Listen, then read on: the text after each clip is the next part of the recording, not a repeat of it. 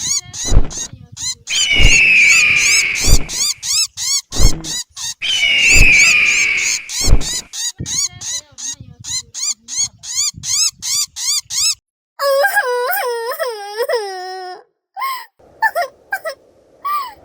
ऊपर वाले, ये क्या हो गया? रात को मैं मेरे बच्चों के साथ आराम से सोई थी और सुबह उठी तो मेरे दोनों बच्चे गायब थे।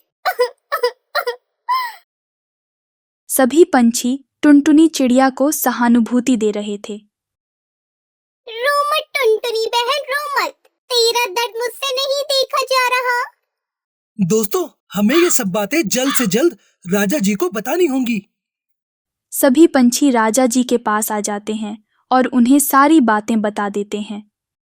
तो ये बात है, लगता है जंगल में कोई शिकारी पंछी आया है। सिपाहियों, जल्द से जल्द टुनटुनी के बच्चों को ढूंढा जाए और अड़ोस पड़ोस के जंगल में भी ये बात बता दो। राजा जी ने ऐलान तो कर दिया, लेकिन टुनटुनी चिड़िया फिर भी परेशान थी।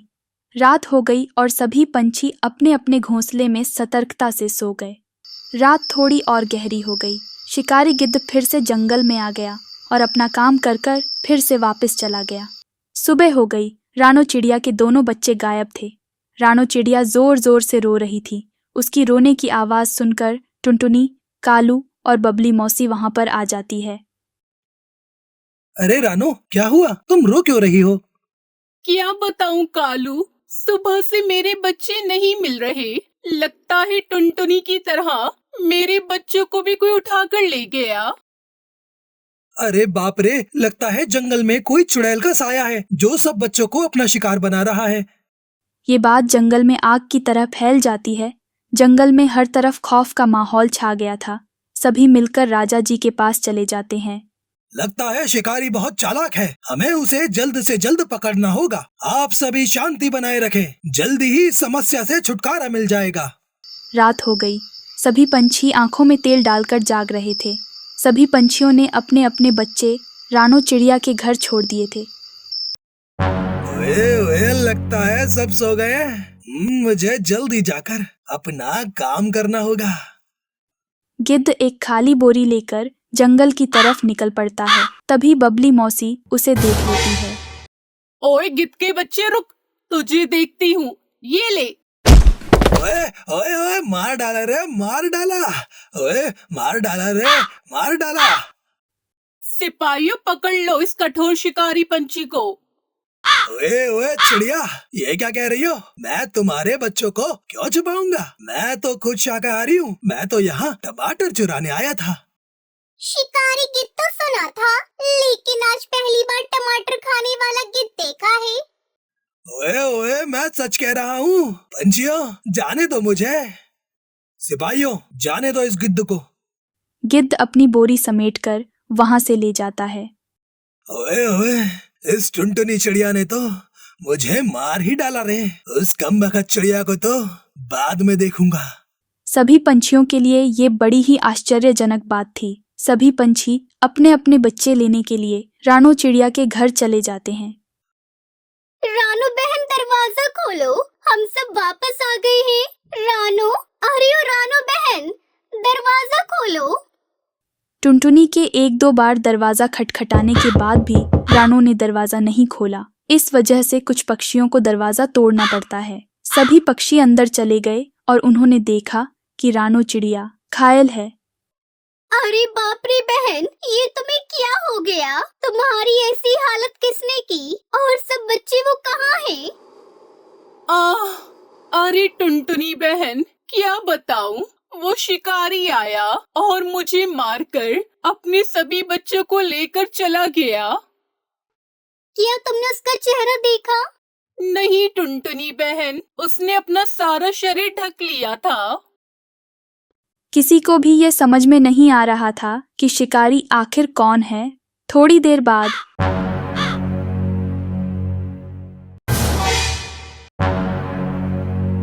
अरे चिड़िया, इतनी देर क्यों लगी तुझे?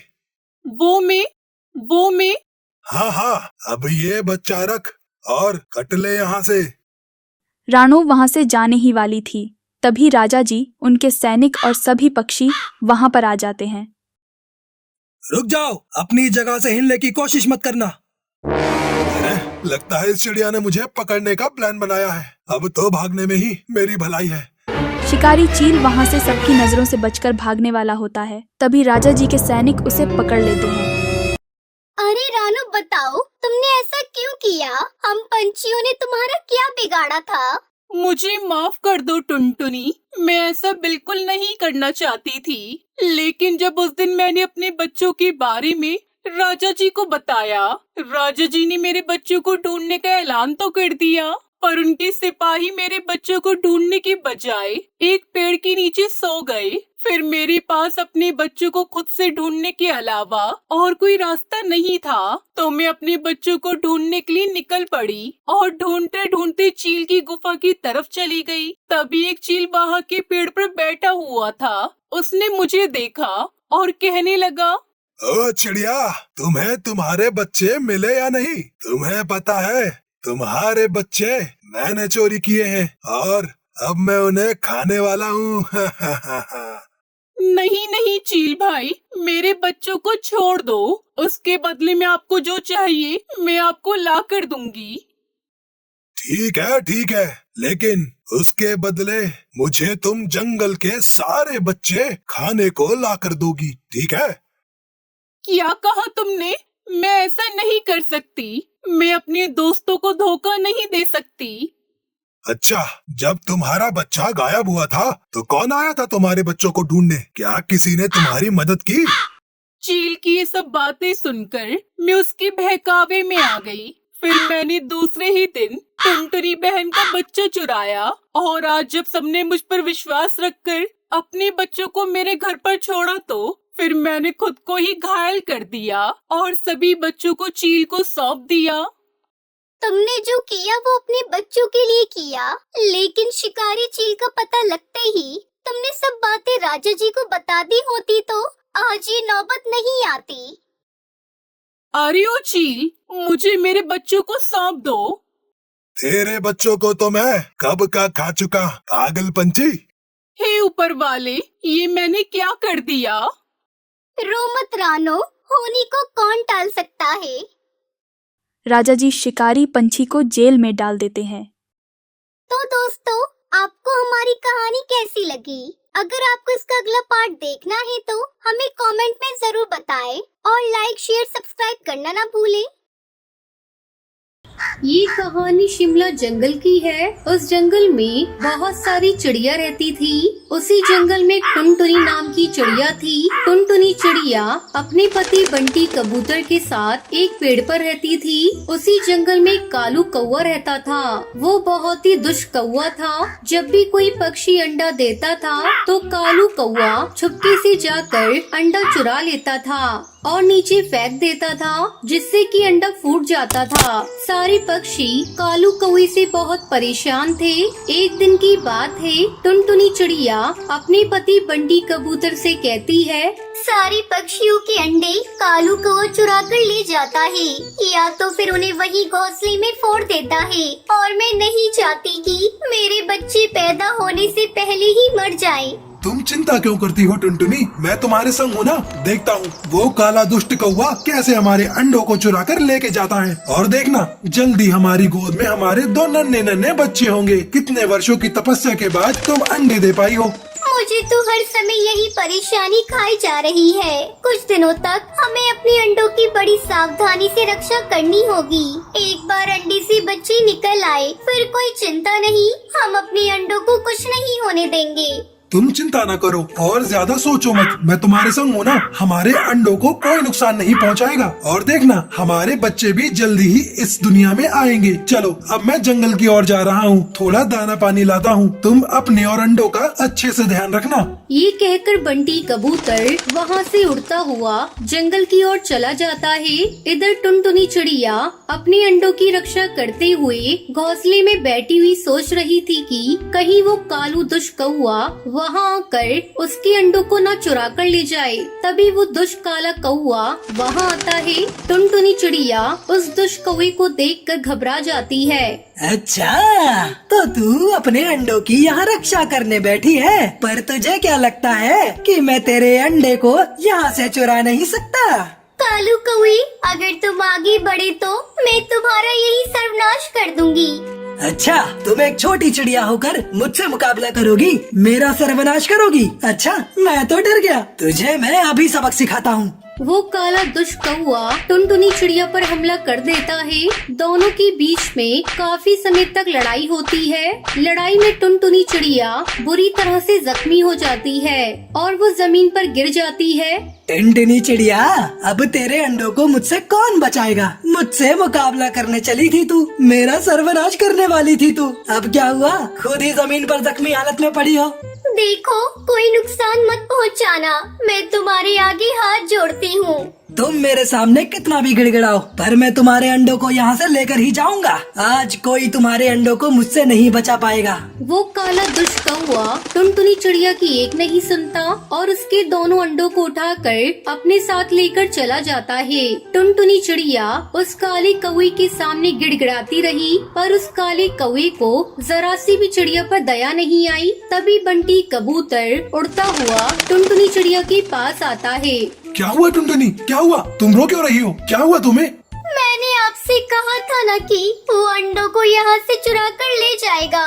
मैंने उसे रोकने की बहुत कोशिश की, पर मैं उस कौवे के सामने हार गई और वो कौवा हमारे अंडों को लेकर अपने साथ चला गया। मैं उस दुष्ट काले कौवे को नहीं छोड़ूंगा। चलो, हमें अभी उसके एरिया में जाकर हमारे अंडों को सही सलामत लाना होगा। कहीं वो हमारे अंडों को फोड़ ना दे। उससे पहले हमें अपने अंडों को छीन कर लाना होगा। आप सही कहते हो, हमें अभी तुरंत वहाँ जाकर अपने अंडों को लाना होगा। हमें अपने बच्चों को बचाना होगा। कहीं ऐसा ना हो कि हमारे बच्चे इस दुनिया में आने से पहले ही मर जाए। हमारे अंडों को कुछ नहीं होगा। हम अपने आने वाले बच्चों को कोई मुसीबत में नहीं पड़ने देंगे। दोनों मिलकर उड़ते हुए उस काले दुष्ट कौवे के इलाके में जाते हैं। वहां पहुंचने के बाद वो दुष्ट कौवा अपने घोंसले में बैठकर उन दोनों अंडों को घूरता हुआ देखे जा रहा था। तभी बंटी कबूतर उसे जोर से आवाज लगाता है। ए दुष्ट काले कौवे, तेरी हिम्मत कैसे हुई मेरे अंडों को चुराने की? अगर तूने हमारे अंडों को जरा भी नुकसान पहुंचाने की कोशिश की तो मुझसे बुरा कोई नहीं होगा। अच्छा, तो तुम दोनों यहाँ पे चले आए। चलो, आ ही गए हो तो तुम्हें सबक सिखाना होगा। तुम्हारे अंडों के साथ साथ तुम्हारा भी अंत करना पड़ेगा। तुम क्या हमारा अंत करोगे काले दुष्ट कौवे? तुम्हें तो आज मैं धूल चटाकर ही दम लूंगा। वो दुष्ट काला कौवा अपने साथियों को आवाज लगाकर वहाँ बुला लेता है और सारे कौवे वहाँ आ जाते हैं। हे भगवान, इसने तो अपने सारे साथियों को बुला लिया। इतने सारे कौवे से कैसे निपट पाएंगे? टुनटुनी, मैं किसी तरह इन सारे कौवों का ध्यान भटकाता हूँ। तुम चुपके से अपने अंडे लेकर यहाँ से चली जाना। तुम समझने की कोशिश करो, हम इन सबसे मुकाबला नहीं कर पाएंगे। हम में से एक को अपने अंडे की रक्षा करनी ही होगी। अपने अंडों को यहाँ से सही सलामत ले जाना ही होगा। मैं आपको छोड़कर नहीं जा सकती, मैं आप ही के साथ रहूंगी। क्या हुआ बंटी कबूतर, इतने सारे कौवे देखकर डर गए?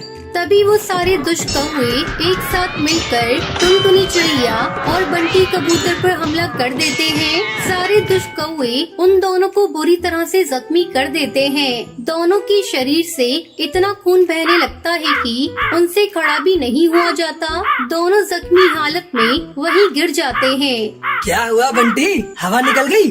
यहाँ आने के बाद तो बड़ी बड़ी बातें कर रहे थे कि मुझे धूल चटाओगे, मिट्टी में मिलाओगे। अब क्या हुआ? हे ऊपर वाले, अब तू ही हमारी सहायता कर। हमें किसी तरह बस इन दुष्ट कौवे से बचा ले और सही सलामत से हमारे अंडे हमें वापस दिला दे। रोते रोते जमीन पर जख्मी हालत में पड़े थे और वो मदद की गुहार लगा रहे थे। तभी अचानक बहुत सारे बाज उड़ते हुए वहाँ आ जाते हैं। दुष्ट काला कौवा ये देखकर घबरा जाता है। क्या हुआ चिड़िया, तुम दोनों इस तरह जख्मी हालत में क्यों पड़े हो? जिगरबाज, इसने अपने साथियों के साथ मिलकर हमें बहुत मारा है। जिगरबाज, तुम यहाँ से चले जाओ, तुम्हारी हमसे कोई दुश्मनी नहीं है। दुश्मन तो तू है इस समय हमारा। सीधे तरीके से इन मासूम चिड़ियों के अंडे वापस कर दो, वरना हम तुम्हें बहुत मारेंगे। लगता है तुम सारे बाज को भी आज सबक सिखाना होगा। बड़े हमदर्द बन रहे हो ना इस चिड़िया के। आज तुम सब गए, चलो साथियों अटैक करो। ये तो समय ही बताएगा अब कौन किसे धूल चटाता है। सारे बाज मिलकर उन काले कौवे पर हमला कर देते हैं और सारे काले कौवे को बुरी तरह से जख्मी कर देते हैं। चिड़िया उड़ते हुए अपने अंडों के पास जाती है और बंटी और टुनटुनी चिड़िया दोनों मिलकर अपने अंडों को सही सलामत उठा लेते हैं। आज आप सब न होते तो शायद हम उस दुष्ट कौवे से कभी अपने अंडों को नहीं बचा सकते थे। आप सभी के कारण आज हमारे अंडे सही सलामत है। हम आपका ये एहसान जीवन भर नहीं भूलेंगे। अब दोनों मिलकर अपने अंडों को वापस घोंसले में ले जाते हैं। कुछ दिनों बाद उसमें से नन्हे नन्हे बच्चे बाहर निकल आते हैं और वो सभी खुशी खुशी रहने लगते हैं।